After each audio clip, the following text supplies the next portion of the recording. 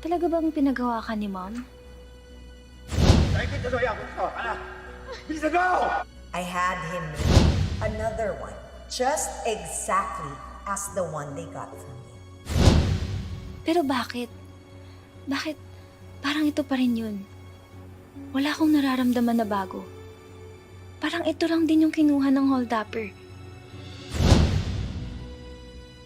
Teka, di ba yan yung relo na kinuha ng hold-upper sa'yo?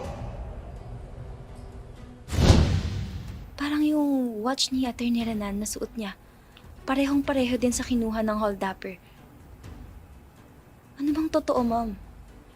Atty. Alon,